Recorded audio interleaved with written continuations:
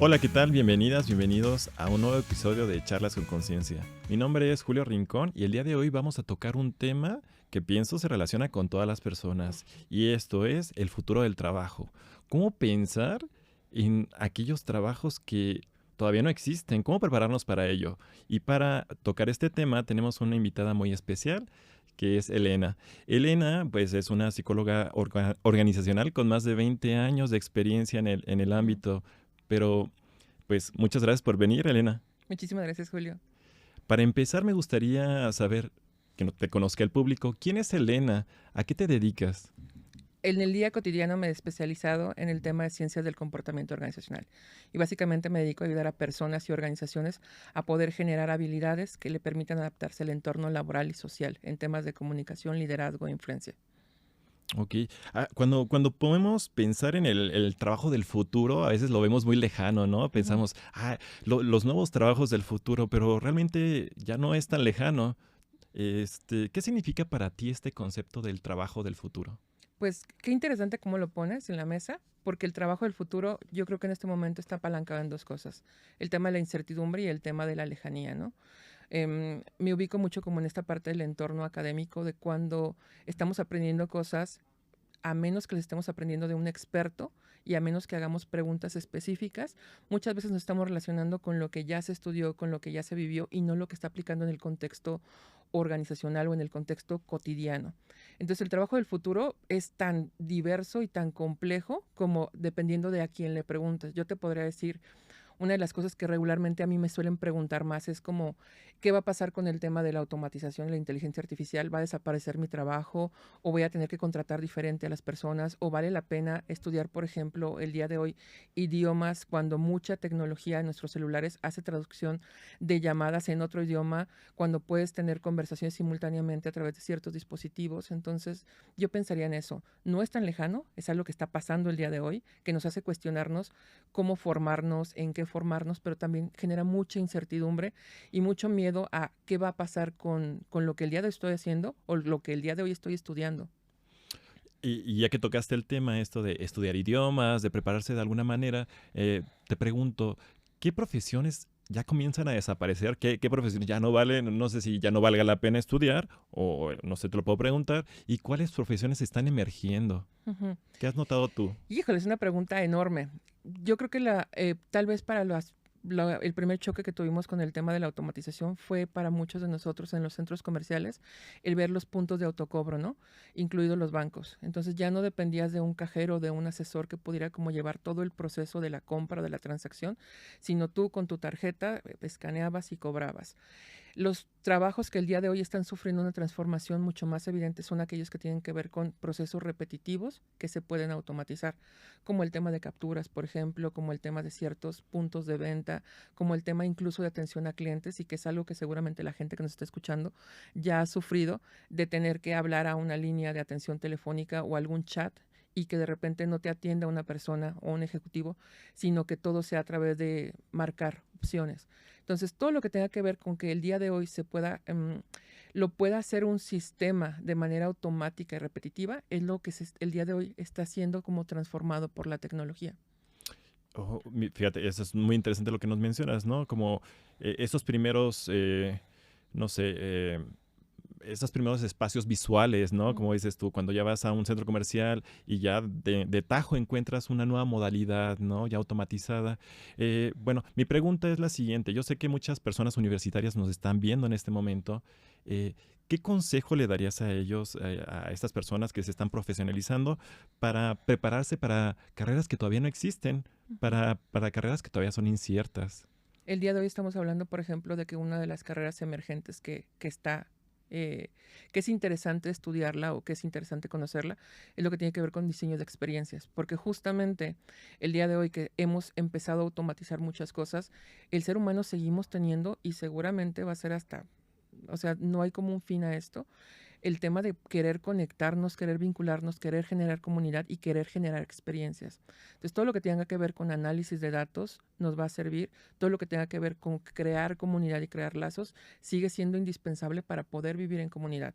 El día de hoy, aunque digamos, compro por aplicación comida, ropa, educación, todo, tengo acceso a todo, existe aún en nosotros este deseo de crear comunidad y de vincularnos con un otro, porque los seres humanos seguimos siendo seres sociales, ¿no?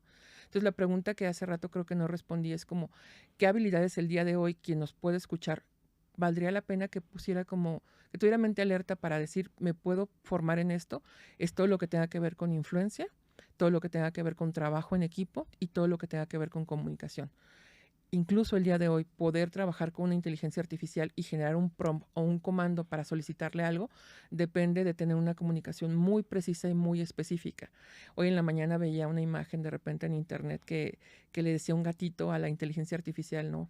A modo de comedia, esta parte de quiero que lo hagas como yo. Y es, pues para que lo haga como yo, tengo que darle los comandos específicos de cómo quiero que redacte, ¿no?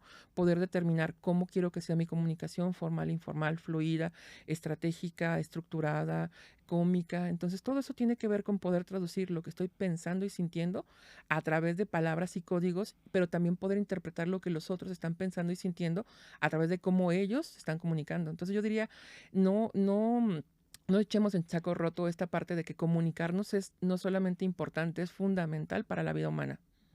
Ok, fíjate, mencionas también algo que me llama mucho la atención, ¿no?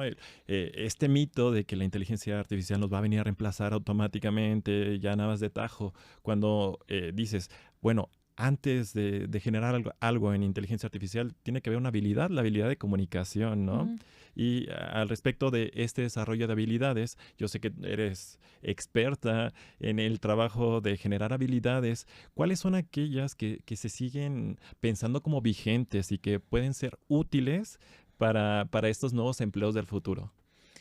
Ahorita te escuchaba y pensaba en esta como cosa viral que sucedió hace un par de meses, de que se difundió la noticia de que un cocodrilo intentó abordar con una pasajera en un avión, no sé si lo recuerdas. Y justamente yo te diría pensamiento crítico. El día de hoy necesitamos tener muy clara la capacidad de discernir lo que estamos consumiendo, porque hay información, hay conocimiento en todos lados.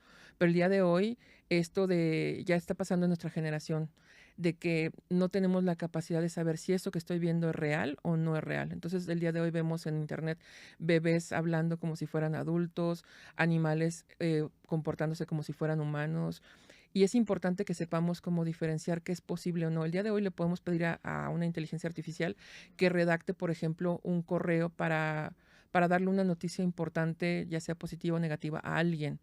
Pero si no tenemos la capacidad de tener pensamiento crítico, de analizar el contexto, de vincularme a través de la perspectiva del otro, de entender la sensibilidad que requiero para poder comunicar algo, el mensaje va a seguir siendo cortado. Entonces es importante que sí tengamos eso muy, muy, muy claro, que comunicarme no solamente es mandar mensajes y el extraer información de una inteligencia artificial, no solamente es decirle, diséñame tal cosa. En la parte en la que yo me he especializado, que es en lo que tiene que ver con arquitectura organizacional y comunicación, de repente veo a muchos colegas que están generando contenidos en Internet que es muy evidente y dices, eso lo hizo una inteligencia artificial, porque además los seres humanos somos capaces de transmitir nuestra esencia, por eso nos conmueve la poesía, ¿no?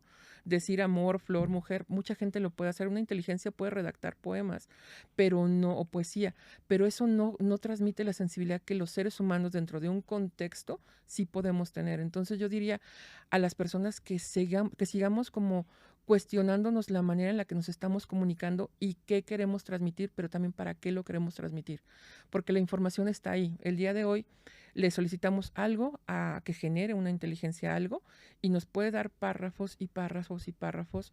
Sin embargo, la capacidad de ser preciso en la comunicación, de tener esta sensibilidad, sigue perteneciendo por hoy solamente al ser humano. Ok, fíjate, nos has mencionado ya el desarrollo de habilidades comunicativas, ¿no? En primer plano, este, habilidades afectivas, ¿no? El tener esa sensibilidad de podernos dirigir, ¿no? A otras personas de la forma apropiada, asertivamente. Esos son desafíos, ¿no? Que debemos sortear en estas nuevas creaciones o en el debut de estas nuevas modalidades o, Mm. o de carreras del futuro. Y te pregunto porque seguramente nos van a estar viendo personas universitarias y en particular personas universitarias que se educan de manera virtual. ¿Encuentras tú desde tu experiencia una ventaja para estos estudiantes que se han formado de manera virtual al respecto de estos desafíos del futuro? Un montón de ventajas. Em, Cuando hablamos de la educación virtual, a veces tenemos una visión muy superficial y creemos que la virtualidad tiene que ver con la sustitución de lo presencial a través de un medio digital únicamente, ¿no? Pero no alcanzamos a conceptualizar que para estarse formando o estar impartiendo contenidos en una modalidad virtual, desarrollamos también habilidades que en la cotidianidad, en lo presencial, a veces no tenemos, ¿no? Por ejemplo, el tema de la autogestión del tiempo, de la autorregulación emocional, del tema de priorizar qué voy a consumir, porque cuando estoy formándome en la parte virtual, tengo que discernir entre un video y mis contenidos académicos o educativos, ¿no? Esta claridad que también es importante que la gente, y yo lo considero como un privilegio el poder acercarme a la gente que estudia una modalidad virtual, es un privilegio que durante tu formación técnica y académica también vayas desarrollando la habilidad de mandar mensajes precisos, porque de repente en la parte cotidiana hablamos mucho con cosas sutiles que están dentro del contexto, con miradas, con tonos, pero en la parte virtual un mensaje es un mensaje y esta importancia de que el mensaje quede claro, de que la otra persona le entienda, porque aquí no es, muchas veces incluso en la parte virtual el sarcasmo es finito, es difícil de captar, ¿no? Que no lo es tanto en el contexto como presencial. Entonces, el ser formado en la parte virtual te da la capacidad de a la vez que vas adquiriendo conocimientos que van relacionados con una especialidad del conocimiento, también vas desarrollando habilidades que tienen que ver contigo mismo. Y eso sí te puedo decir que lo veo en la parte organizacional, ¿no? Puedes ver cuando alguien es muy fácil que se adapte a la parte de generar el resultado sin esta dificultad que a veces encontramos en la parte presencial de el maestro viene tarde o no prendió el cañón o se nos fue la luz y en la parte virtual es generarlo en el tiempo que tú decidas hacerlo. Entonces da mucho, mucho para poder generar esta parte de la autogestión. También da la parte de la democratización del conocimiento, porque cuando yo estoy en un modo presencial, yo accedo a lo que el día de hoy está en esta pequeña esfera en la que yo me estoy desenvolviendo. Cuando estoy en una modalidad virtual, y lo platicamos hace rato, tengo acceso a profesores diversos, en contextos diversos, a pláticas diversas, que a lo mejor si no fuera por este ecosistema que se formó en ese momento, pues yo no podría acceder, ¿no? Porque la gente con la que yo me relaciono es muy parecida a mí, pero cuando yo accedo a una modalidad virtual, me encuentro que hay gente que piensa diferente, que come diferente, que habla diferente, y entonces empiezo a ver que no todo es como yo lo he concebido, y da una visión mucho más amplia del panorama que es la vida, y eso te enriquece no solamente a nivel organizacional o profesional, sino a nivel personal, porque genera esta capacidad de adaptarme a otros contextos, que a muchos, por ejemplo, que nos ha pasado que venimos de entornos chiquitos y llegamos a estudiar a la ciudad grande, en la universidad, es un desafío, ¿no? Porque dices, ¿cómo? ¿Cómo que la gente no dice esto, no hace esto, no piensa así? Pero en la modalidad virtual tienes compañeros que tú le llevas 5 años, otros que te llevan 20 años, con contextos diferentes, con intenciones diferentes. Y eso está bien, bien rico porque te forma como persona, además de formarte profesionalmente.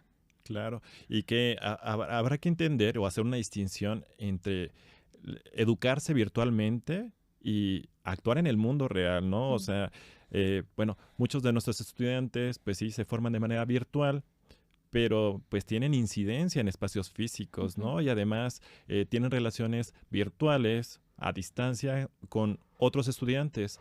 Yo sé que has trabajado mucho el tema de las relaciones, ¿no? De las relaciones tanto personales como institucionales. Y mi pregunta es la siguiente, ¿qué recomendación le darías a una persona recién egresada para ir forjando esos primeros nexos, ya sean presenciales, ya sean virtuales? ¿Qué es lo que le recomendarías tú a un recién egresado? Crear comunidad.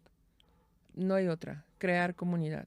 Hay un autor que me gusta que escribe un libro que se llama Nunca comas solo y habla de esta posibilidad de no desaprovechar la oportunidad de conocer a otras personas y dejarte conocer. Lo mismo en el mundo virtual. Pareciera que incluso en el mundo virtual es mucho más fácil acceder a comunidades por las que hemos quitado toda esta parte de los filtros de lo que nos limita en la parte como presencial, ¿no? En la comunidad, yo te diría, vincúlate con gente que tenga intereses similares a los tuyos, de escritura, de vida, de pensamiento. Hay comunidades muy fuertes, digo, hay un ejemplo muy, muy, muy fuerte, que es la comunidad de las chicas que consumen los contenidos de BTS. Entonces, ellas han logrado trasladar esta parte virtual no solamente al consumo de la música, sino además a un estilo de vida, sin que por eso sea como el ejemplo de todo lo que tendría que suceder, pero es un ejemplo de cómo generamos comunidad con gente con la que conectamos por una, dos o tres cosas, ¿no?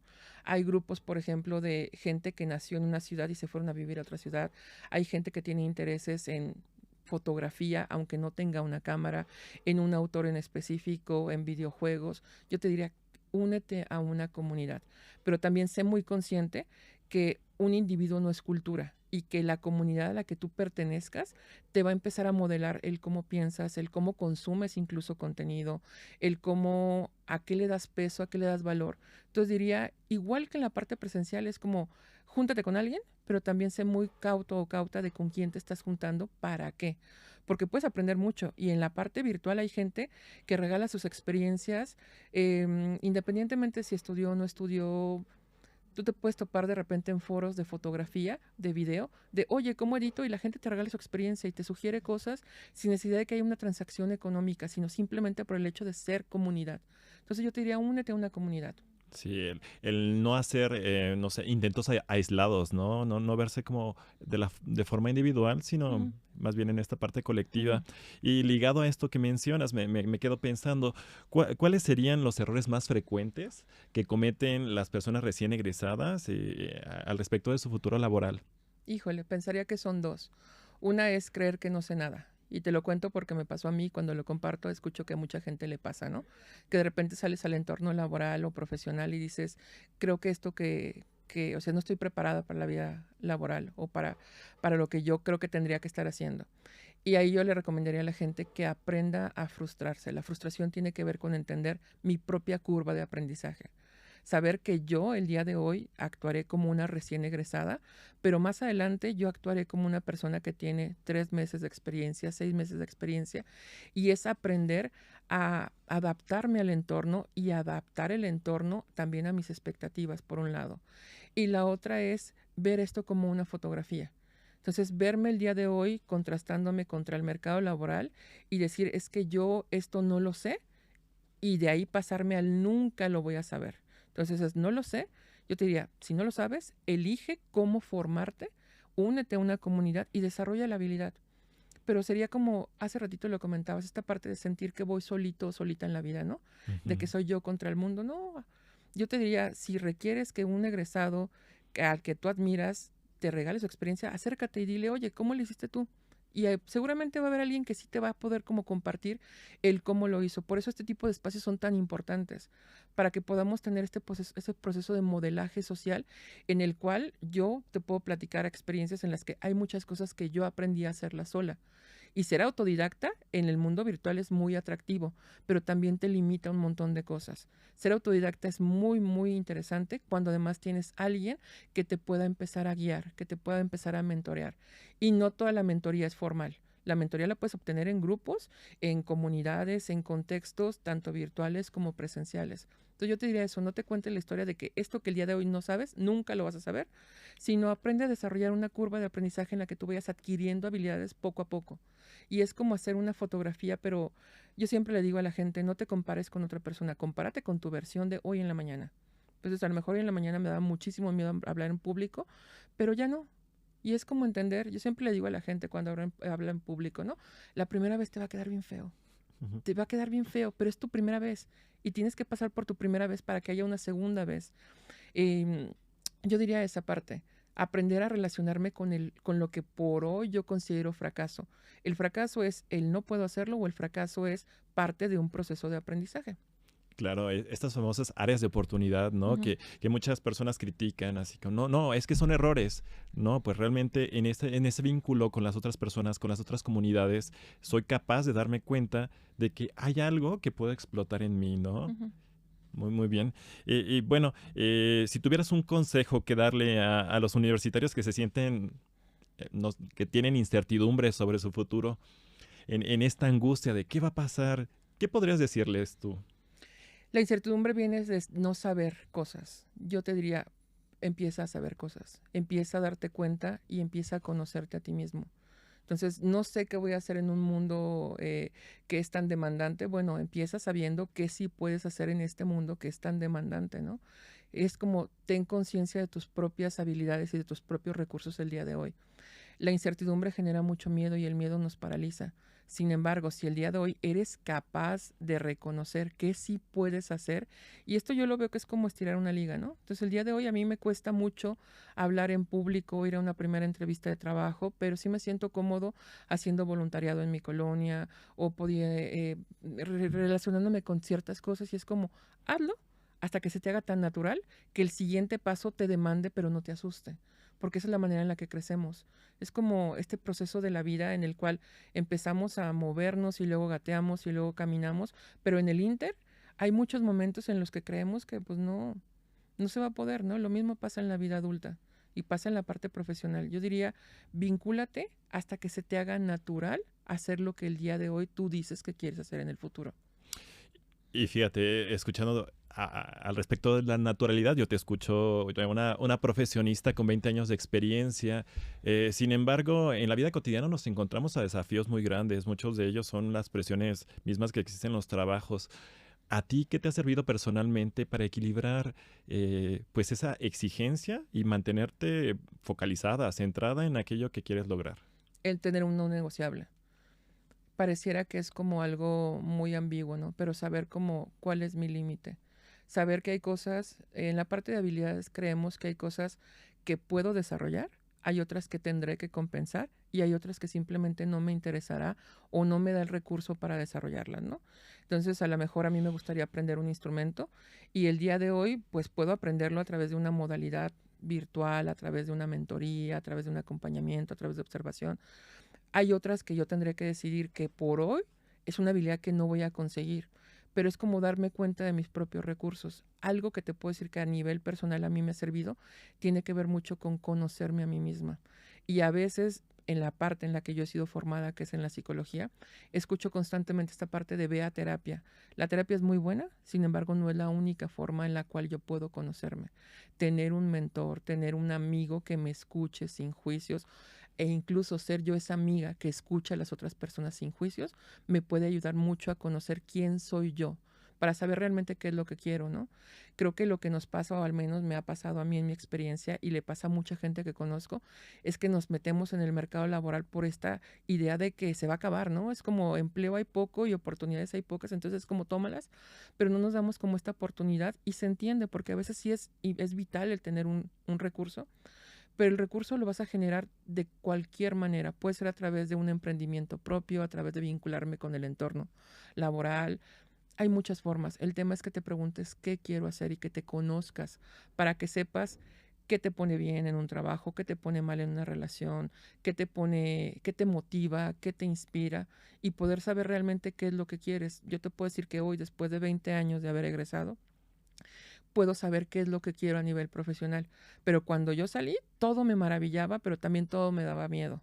Sin embargo, en esos momentos, poder tener a alguien para platicarle y decirle, tengo miedo, y que me escuche y que me diga, yo también pasé por ahí, que me regalara su experiencia, para mí fue muy importante. Y en el entorno virtual, esto puede ser una persona de mayor edad, una persona a quien yo respete, un maestro, una figura religiosa, o a veces esto que hablamos de los foros, ¿no? Alguien que ya pasó por ahí me puede ayudar a ver cosas que el día de hoy, por la emocionalidad que yo tengo, pues a lo mejor no las estoy viendo, porque de repente voy a una entrevista y salgo de la entrevista, salgo muy confundida y digo, no, nunca me van a contratar, me va a ir súper mal, es que... Y a lo mejor alguien me dice, no, así suele pasar. De 10 entrevistas que yo fui, 5 pasaron así y yo le hice así y dices, ah. Entonces, esta idea sobre todo, Julio, de no sentir que estoy sola en la vida. Lo que más sufrimiento nos causa al ser humano es pensar que lo que yo estoy sintiendo nunca nadie lo ha sentido o que es tan grande que nunca nadie lo va a entender. Por eso el tener lazos y generar comunidad es tan importante y también se lo podría decir a la gente que el día de hoy ya ejerce, ¿no? Regálenle la experiencia a la gente que está estudiando. No le digas por dónde no, dile por dónde sí. No desde tu óptica, sino desde la óptica que a él le puede servir para dar este pequeño pasito, ¿no? Desarrollar una habilidad chiquitita. Que eso es, por ejemplo, lo que pasa en el mundo con los practicantes, con los becarios, con la gente que está dando servicio, que es ayudarles a aproximarse a un contexto en el que puedan desarrollar habilidades. Claro, y entender de que aunque la otra persona sea más joven o mayor, de todas formas en esa interacción ambas personas salen beneficiadas, ¿no? Ujú. En el enseñar, en el mostrar una senda, un camino y en el escuchar, ¿no? Activamente esto que me están diciendo, ¿no? A partir de la experiencia de alguien más. Y bueno, para ir cerrando un poquito esta charla, me gustaría que nos compartas, ¿tú qué imaginas para el futuro? Pensemos 20 años al respecto de inteligencia artificial, los nuevos trabajos del futuro. ¿Tú cómo visualizas este panorama laboral dentro de los 20 siguientes años? Híjole, lo veo como algo que me entusiasma mucho. Creo que una manera de que podemos empezar a perderle miedo al futuro es empezar a disfrutar también el presente. En 20 años seguramente la tecnología y la inteligencia artificial será mucho más intuitiva, mucho más generativa. El tema es si tenemos la capacidad de conservar los vínculos que por hoy le dan sentido y propósito a nuestra vida. Creo que habrá empleos que el día de hoy no existen, como puede haberlos en 2 años. Yo te diría, una manera de perderle miedo al futuro de 20 años es empieza a vincular con el futuro de 3 meses, ¿no? Empieza a conocer el día de hoy cómo la tecnología puede ayudarte a ti a desempeñar de mejor manera, que te dé más satisfacción, que te dé mejores resultados, para que cuando ya lo domines puedas empezar a pensar en 6 meses y en 6 meses en un año. Yo lo veo en 20 años como algo muy interesante. Creo que podemos llegar a tener mejor calidad de vida como sociedad y como seres humanos, siempre y cuando no perdamos de vista lo importante que es la conexión humana. Pues qué lindo, además esta visión tan positiva de un futuro que para de entrada parece incierto, ¿no?